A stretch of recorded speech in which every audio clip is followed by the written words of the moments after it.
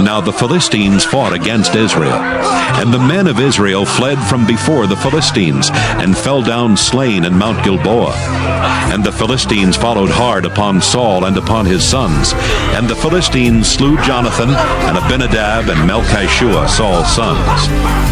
And the battle went sore against Saul, and the archers hit him, and he was sore wounded of the archers. Then said Saul unto his armor-bearer, Draw thy sword, and thrust me through therewith, lest these uncircumcised come and thrust me through, and abuse me. But his armor-bearer would not, for he was sore afraid. Therefore Saul took a sword and fell upon it. And when his armor-bearer saw that Saul was dead, he fell likewise upon his sword and died with him. So Saul died, and his 3 sons, and his armor-bearer, and all his men that same day together. And when the men of Israel that were on the other side of the valley, and they that were on the other side of Jordan, saw that the men of Israel fled, and that Saul and his sons were dead, they forsook the cities and fled, and the Philistines came and dwelt in them.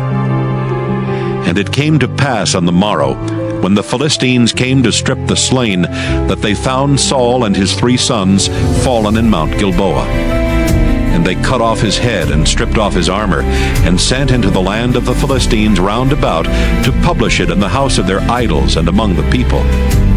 And they put his armor in the house of Ashtaroth, and they fastened his body to the wall of Bethshan. And when the inhabitants of Jabesh-Gilead heard of that which the Philistines had done to Saul, all the valiant men arose and went all night, and took the body of Saul and the bodies of his sons from the wall of Bethshan, and came to Jabesh and burnt them there. And they took their bones and buried them under a tree at Jabesh, and fasted 7 days. Thank you so much for joining me as I took a deep dive into the profound lessons we learned from 1 Samuel chapter 31. This chapter was filled with moments of tragedy, loyalty, and reflection, offering timeless wisdom that resonated deeply with our modern lives. In this passage, we witness the downfall of King Saul, a man who started his reign with great promise, but ultimately fell prey to disobedience and pride. It served as a sobering reminder of how crucial it was to remain humble before God and obedient to his commands.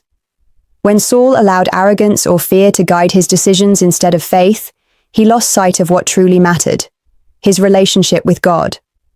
Saul's tragic end taught us a powerful lesson about accountability. No matter how high one rises, straying from God's path always led to consequences. We also observed the unwavering loyalty of Saul's armor-bearer, who refused to harm him despite the dire circumstances. This act of devotion highlighted the importance of honor, respect, and standing by those we care for, even when faced with difficult choices. Loyalty wasn't just about convenience, it was about commitment through thick and thin, something we should all strive to embody in our relationships. The chapter concluded with the Philistines finding Saul's body and celebrating their victory.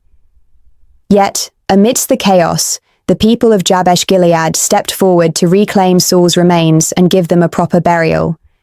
Their courage and compassion reminded us that true valor lay not only in battle, but also in acts of kindness and dignity toward others, especially during times of loss.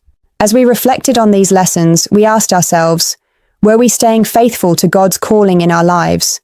Did we show loyalty and respect to those around us? And were we willing to act with courage and compassion, even when it was hard? These questions guided us toward living more meaningful, purpose-driven lives. Thank you again for taking the time to explore these truths with me.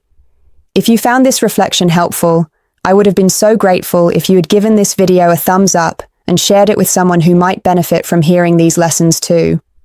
Let's spread encouragement and wisdom together, one story at a time.